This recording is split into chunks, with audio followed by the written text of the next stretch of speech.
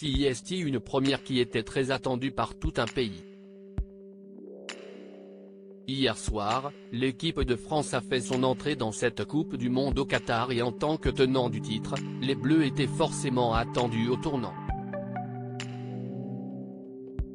Une première réussie par les joueurs de Didier Deschamps, opposés aux modestes Australiens et qui finissent par l'emporter 4-1 sur ce match.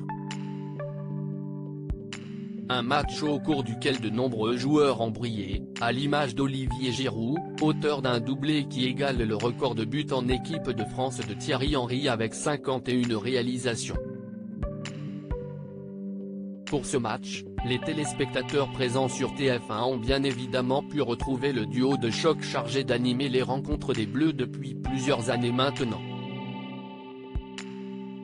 Vicente Lizarazu et Grégoire Margoton étaient aux commentaires et l'ancien champion du monde a certainement pris du plaisir à voir les joueurs de l'équipe de France réussir une prestation aussi solide. Pourtant, un petit détail a visiblement pas mal dérangé le compagnon de Claire Keim, qui a du mal à se faire à certaines décisions des organisateurs de ce mondial.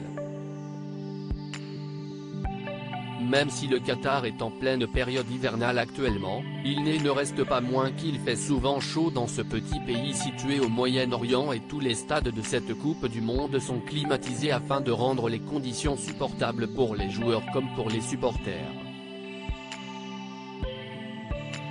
Vicente Lizarazu gelé, il pousse un coup de gueule hier soir, les organisateurs avaient peut-être poussé le bouton de la climatisation un peu fort au goût de Vicente Lizarazu, si l'on en croit ses commentaires pendant la rencontre.